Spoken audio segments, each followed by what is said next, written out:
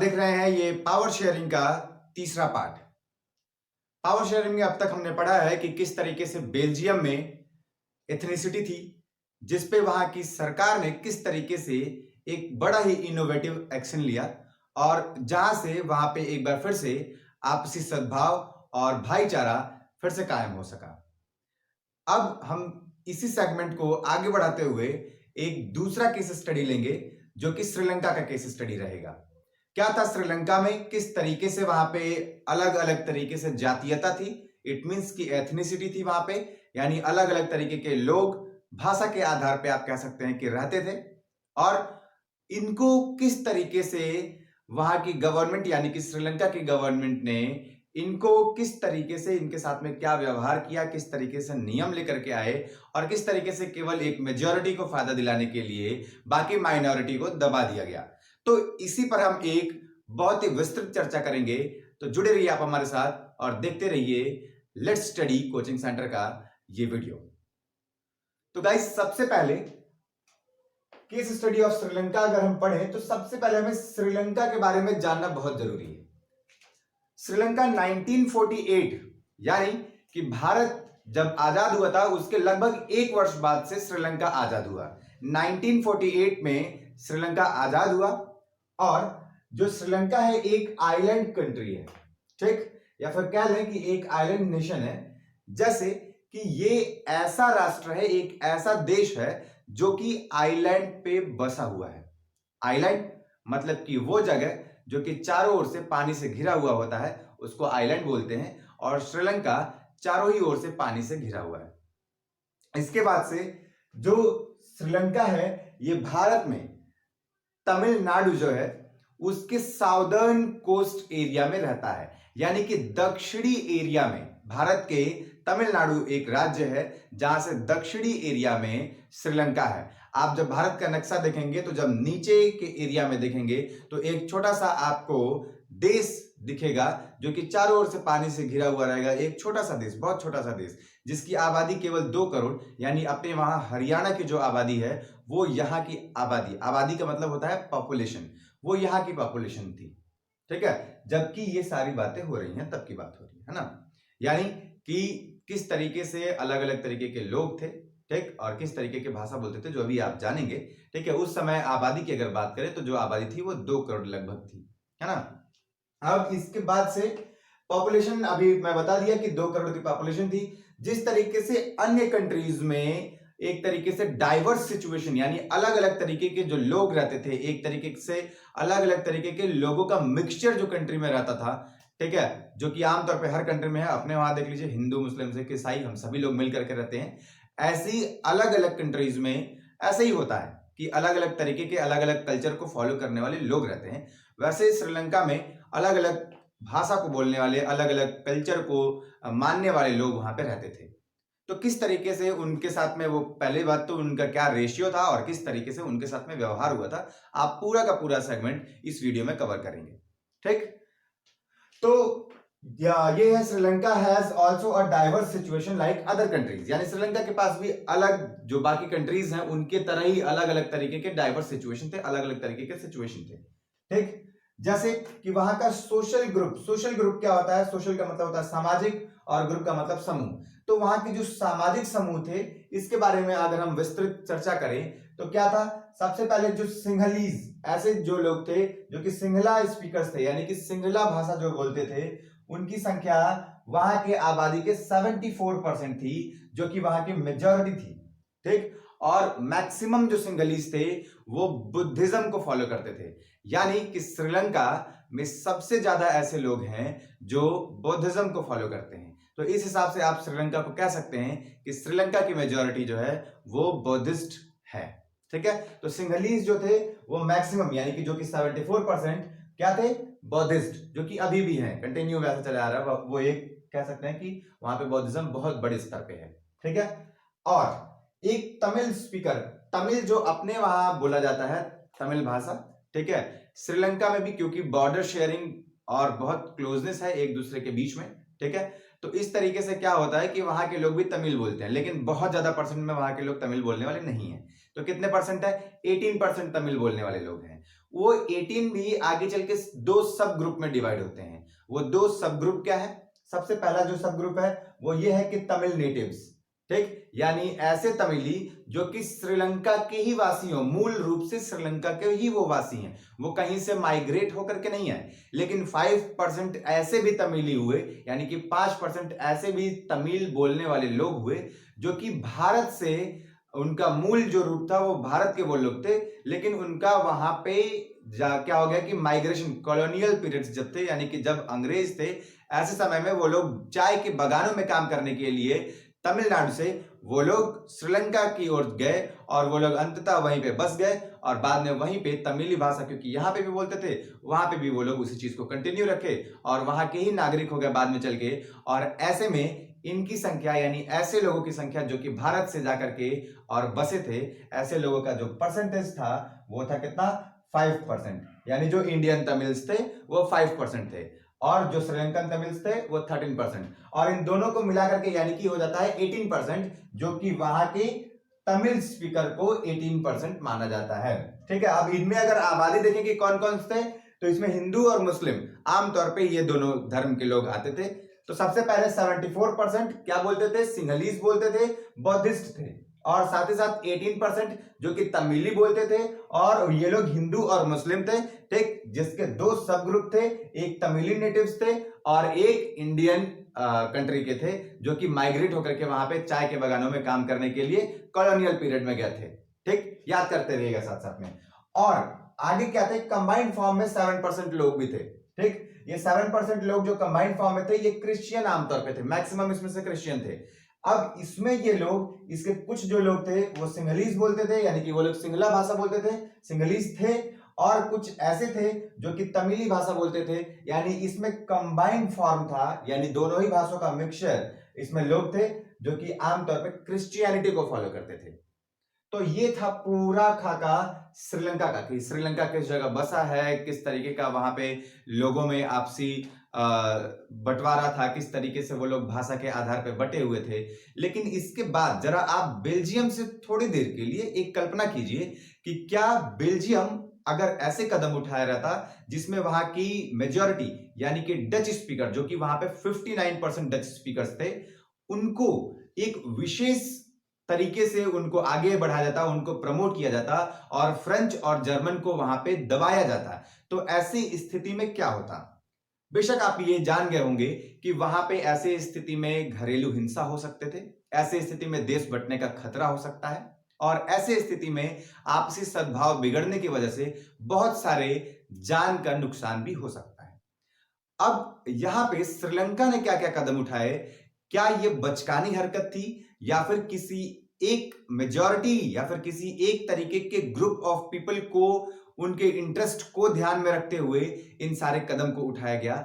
ये आपको डिसाइड करना है कि बेल्जियम सही था या फिर श्रीलंका, कहा कि पावर शेयरिंग सही थी, ये आपको डिसाइड करना होगा। इसके लिए आपको कंपैरेटिव स्टडी करनी पड़ेगी, यानी कि बेल्जियम के भी और श्रीलंका के भी। तो अगर आपने बेल्जियम का केस स्टडी नहीं देखा है तो इसके लिंक्स मैं डिस्क्रिप्शन बॉक्स में दे दूंगा, आप वहां पे जाकर के देखिएगा, और उसके बाद से कंपैरेटिव स्टडी करने के बाद से आप जरूर कमेंट में बताइएगा कि कहां की पावर शेयरिंग सबसे बेहतरीन थी। अब श्रीलंका में इन सारे ही को, यानी कि जिस तरीके से श्रीलंका में 74% वहां के सबसे ज्यादा बोलने वाले भाषा यानी कि सिंहला के लोग थे, उसके बाद से आप देखिए तो 18% तमिल के लोग थे, और 7% ऐसे लोग थे जो कंबाइंड स्टेट में थे, दोनों को मिला जुला एक तरीके से था। लेकिन इन सभी के बीच अब वहां की सरकार ने किस तरीके से पावर को डिवाइड किया, किस तरीके से उनके साथ में सुलूक किया, आप अब यहां से आगे पढ़ेंगे। क्या था इस टॉपिक का नाम? देखिए, इस टॉपिक का नाम है मेजॉरिटेरियनिज्म, यानी इसको बोलते हैं बहुसंख्यकवाद। बहुसंख्यकवाद। अब बहुसंख्यकवाद क्या होता है, इस बात को ध्यान दीजिएगा। सबसे पहला ही क्वेश्चन हमने यहां पे लिख दिया है कि व्हाट इज मेजॉरिटेरियनिज्म। ये होता है कि कई बार संख्या बल के अनुसार जो ज्यादा होते हैं वो लोग किसी तरह सत्ता पर काबिज होकर के और देश को किसी भी तरह चलाना चाहते हैं। ध्यान दीजिएगा, ऐसे लोग जो कि संख्या बल में ज्यादा हैं, वो लोग सत्ता पर किसी भी तरह काबिज होना चाहते हैं और उनका मानना यह होता है कि देश उनको किसी तरह कैसे भी सत्ता पर काबिज होकर के चलाना चाहिए। ठीक, तो इसी को बोलते हैं बहुसंख्यकवाद, या फिर इंग्लिश में इसको बोलते हैं मेजॉरिटेरियनिज्म। ठीक, थोड़ा कॉम्प्लिकेटेड वर्ड है, लेकिन बार बार बोलेंगे तो आप इसको बोल सकेंगे, है ना। अगला क्या है, अगला जो पॉइंट है ये है कि सिंगला कम्युनिटी ये एकदम पुरजोर कोशिश की कि वहां पर अपना आधिपत्य जमा लिया जाए, केवल इसलिए कि वो संख्या बल में ज्यादा है। यानी आपको अभी मैंने बताया कि जो सिंगलाज थे, जो सिंगला स्पीकर्स थे, वो लोग 74% वहां पे थे। आप कह सकते हैं कि 74% एक बहुत ही बड़ा परसेंट है, बहुत ही बड़ा नंबर है। ठीक, अब ये चाहते थे कि क्यों ना बाकी जो माइनॉरिटी है हम उनको दबा करके और सत्ता के केवल और केवल अधिकारी हम हो जाएं।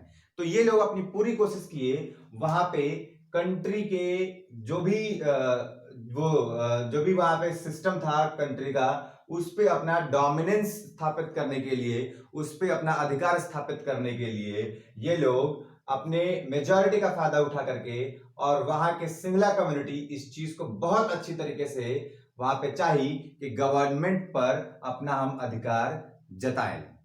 ठीक है, और अगला जो पॉइंट है वो ये क्या था कि वहां की डेमोक्रेटिकली चुनी हुई गवर्नमेंट, सबसे अजीब बात तो ये है कि लोकतांत्रिक रूप से चुनी गई गवर्नमेंट वहां पे क्या करती है कि एक तरफा फैसला ले लेती है। भाई, आप लोकतंत्र के द्वारा चुने गए हो, आपको चुनने वाले सभी ग्रुप के लोग थे, लेकिन आपने एक तरफा और केवल एक ग्रुप के लोगों का इंटरेस्ट देखते हुए आपने फैसला ले लिया। क्या फैसला लिया, इस बात को ध्यान से देखिएगा।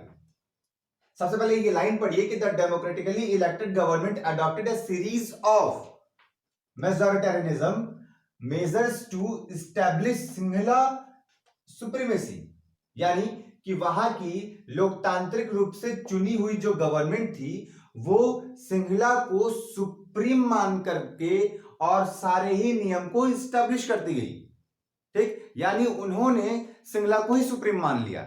उनके लिए सारे ही ग्रुप इक्वल नहीं थे, उनके लिए उन सारे ही ग्रुप में से कोई एक ग्रुप सुप्रीम मान लिया गया, और वो भी ऐसी सरकार द्वारा जो लोकतांत्रिक रूप से चुनी गई सरकार थी। यानी वो जो सरकार थी वो डेमोक्रेटिकली चुनी हुई गवर्नमेंट थी जिसमें हर एक व्यक्ति उसको वोट किया था। तो ये थोड़ा सा आप कह सकते हैं कि बचकानी हरकत हो जाती है। ठीक, इसके बाद से 1956 में एक एक्ट पास कराया जाता है और उस एक्ट में यह कहा जाता है कि जो सिंगला भाषा होगा आज से केवल और केवल एकमात्र वही राजभाषा होगी। यहां पे गवर्नमेंट ये भी कर सकती थी कि भाई सिंगला भाषा और साथ ही साथ में तमिल भाषा, ठीक, इन दोनों को ही राजभाषा के तौर पे स्थापित किया जा सकता था। लेकिन वहां की गवर्नमेंट केवल मेजॉरिटी को खुश करने के लिए उन्होंने क्या किया, उन्होंने ये किया कि वहां पे वहां की जो राजभाषा रहेगी, जो ऑफिशियल लैंग्वेज रहेगा, उस ऑफिशियल लैंग्वेज को क्या किया गया, उनको सिंगला कर दिया गया, ताकि इससे 74% वोटर्स को लुभाया जा सके, 74% वोटर्स को खुश किया जा सके, अपने पाले में खींचा जा सके। और ऐसे में वहां पे ऑफिशियल लैंग्वेज को क्या कर दिया गया, उसको रिकॉग्नाइज किया गया, किसको, सिंगला को, एज अ क्या, ऑफिशियल लैंग्वेज। और ये कब एक्ट पास हुआ था, 1956 में। ठीक है, इसके बाद से आप जितने कॉलेज, यूनिवर्सिटी और जहां जाके भी टीचर्स थे या फिर अन्य जो जॉब्स थे, ठीक है, इन सभी जॉब में एक तरीके से जो सिंगला कम्युनिटी के लोग थे इनके लिए एक रिजर्वेशन ही फिक्स कर दिया गया। यानी इनकी सुप्रीमेसी को तो पहले ही गवर्नमेंट मान चुकी थी कि भाई ये लोग सुपीरियर हैं। अब हर एक पदों पर, सरकारी पदों पर खास करके, इन्हीं की भर्तियां बड़े स्तर पर किए जाने लग गई। यानी कि इनकी सुप्रीमेसी को तो सरकार मान ही चुकी थी, बावजूद इसके अब इनको सरकारी कार्यालयों में, सरकारी हर जगहों पे इनकी एक बड़े स्तर पे भर्तियां चलने लगी। और कहीं ना कहीं बाकी भाषा बोलने वाले जो लोग थे, यानी कि तमिल बोलने वाले लोग जो थे, उनको कहीं ना कहीं दरकिनार किया जाने लग गया। ठीक, जो कि एक तरीके से ये सिम्टम्स था कि वहां के लोग या तो अपने आप को, जो बाकी लोग थे यानी कि तमिली जो लोग थे, अपने आप को हीन समझने लगे, और या तो उनको बाकी जो एक बड़ी ग्रुप है, जो एक तरीके से जिनकी संख्या ज्यादा है, जिनकी मेजोरिटी है, उनसे नफरत करने लगे। और होता भी ऐसा ही है। अभी हम आगे बात करेंगे। एक आखिरी इसका पॉइंट लीजिए कि जो नया कॉन्स्टिट्यूशन आया, इसमें यह कहा गया कि भाई क्या है कि बौद्धिज्म को फॉलो करने वाले कौन थे? सिंहलाज थे, यानी उनका जो संख्या था वो ज्यादा था। अब यहां पे कहा गया कि new constitution stipulated that state shall protect the foster बौद्धिज्म। ठीक, यानी यहां पे क्या मतलब है? कहा गया कि जो नया कॉन्स्टिट्यूशन आया वो ये कहा कि भाई आज से जो यहाँ की राज्य जो है वो बौद्धिज्म को क्या करेंगे? हमेशा से ही उनकी रक्षा करेंगे, यानी उस धर्म को प्रोटेक्ट करेंगे। तो बाकी धर्म के लोग क्यों नहीं प्रोटेक्टेड होंगे? क्या ये सवाल नहीं उठता है? क्या किसी एक धर्म, किसी एक भाषा, किसी एक संस्कृति को प्रोटेक्ट करने की जिम्मेदारी किसी एक सरकार की हो सकती है? वो भी ऐसे सरकार की जो लोकतांत्रिक तरीके से चुनी गई सरकार हो? कभी भी नहीं, क्योंकि लोकतांत्रिक चुनी हुई सरकार का हर भाषा, हर संस्कृति और हर एक वर्ग पर बराबर अधिकार होता है, और उनके लिए बराबर कार्य करने का मौका और बराबर कार्य करना ही चाहिए। ये सारी एक लोकतांत्रिक सरकार की एक तरीके से आप कह सकते हैं कि उनका एक कर्तव्य बनता है, जो कि अपने कर्तव्य से विमुख हो गई श्रीलंका की सरकार यहां पर एक तरीके से बहुसंख्यकवाद को बढ़ावा दे रही थी। लेकिन होता क्या है, इसके परे जो तमिली लोग थे वो लोग एक तरीके से विवश हो जाते हैं कि वो लोग श्रीलंकाई सरकार के खिलाफ में जाएं, और साथ ही साथ वो लोग वहां की मेजॉरिटी यानी कि बहुसंख्यक लोगों से एक तरीके से नफरत करने लग जाते हैं, और आपसी मनमुटाव का यही कारण होता है कि वहां पे बहुसंख्यकवाद को बहुत ज्यादा बढ़ावा दे दिया जाता है, जिससे जो तमिली लोग रहते हैं वो लोग काफी नाराज हो जाते हैं। यही आपसी नाराजगी 1980 में तमिली लोग को मजबूर कर देती है कि वो लोग अपनी एक पार्टी बनाएं और अपने आप को श्रीलंका से आजाद करने के लिए एक लड़ाई लड़ें, जिस लड़ाई को सिविल वॉर का रूप मिल गया। यानी कि ये लोग अब आपस में ही लड़ने लग गए, जिसमें दोनों ही कम्युनिटीज के बहुत बड़े स्तर पे जाने गई। बहुत सारे लोग अपनी जान को खोए, बहुत सारे लोग वहां से यानी श्रीलंका से और पलायन करके अलग अलग देशों में चले गए, और आज भी वो लोग एक रिफ्यूजी की जिंदगी जी रहे हैं। ठीक, तो ये सारी चीजें अभी मैंने बताया कि 1980s के समय में बहुत सारी पार्टियां बनी, जिसका मोटिव क्या था? तो उन लोग का मांग था, ये याद रखिएगा क्योंकि ये बहुत इंपॉर्टेंट टॉपिक है, इंडिपेंडेंट और तमिल ईलम का मतलब होता है स्टेट। ठीक है, इंडिपेंडेंट तमिल ईलम, ये उनका मोटिव था। यानी कि हमारे जो तमिल है इनको एक इंडिपेंडेंट का मतलब क्या होता है? स्वतंत्र राज्य तमिलियों को दिया जाए, ये उनकी मांग थी। कब? 1980s के तहत में। ठीक, तो अब ये लोग स्वतंत्र राज्य की मांग करने लगे। किससे? श्रीलंका से। जरा बताइए कि अगर कहीं भी अगर बहुसंख्यकवाद को बढ़ावा दिया जाएगा तो आपको श्रीलंका की सीख आपको सीखनी चाहिए कि जहां कहीं भी बहुसंख्यकवाद को बढ़ावा दिया जाएगा वहां बिल्कुल और बिल्कुल राज्य के बंटने की संभावनाएं प्रबल हो जाती हैं। जिस प्रकार से अब यहाँ पे जो तमिली, जो कि 18% लोग थे, बहुत ज्यादा लोग नहीं थे, ठीक है, वो लोग अब सिर्फ 74% जो थे, यानी कि जो बहुसंख्या में थे, या एक तरीके से कह सकते हैं कि जिनकी संख्या बल ज्यादा थी, केवल सरकार जब उनके तरफ झुकाव की, और सरकार की यहाँ पे बेशक गलती थी, ठीक है, क्योंकि अगर लोकतांत्रिक तरीके से चुनी गई सरकार है तो उसके लिए सभी बराबर हैं। लेकिन यहां पे फिर क्या करने लगे? तमिली इंडिपेंडेंट तमिल ईलम का मुद्दा उठाने लगे, जिसमें उनका मांग ये था कि भाई हमको एक स्वतंत्र राज्य दे दिया जाए, हम आपके साथ में अब खुश नहीं है।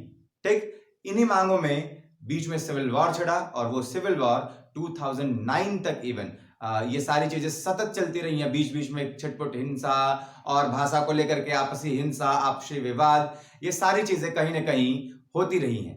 और इन सब के पीछे एक और केवल एकमात्र रीजन था, वो था बहुसंख्यकवाद, जो कि वहां की सरकार के द्वारा, जो कि चुनी हुई सरकार थी, जो कि लोकतांत्रिक सरकार थी, उसके द्वारा किया गया था। तो उम्मीद है आप समझे होंगे कि किस प्रकार से बेल्जियम और श्रीलंका इन दोनों में अंतर रहा था।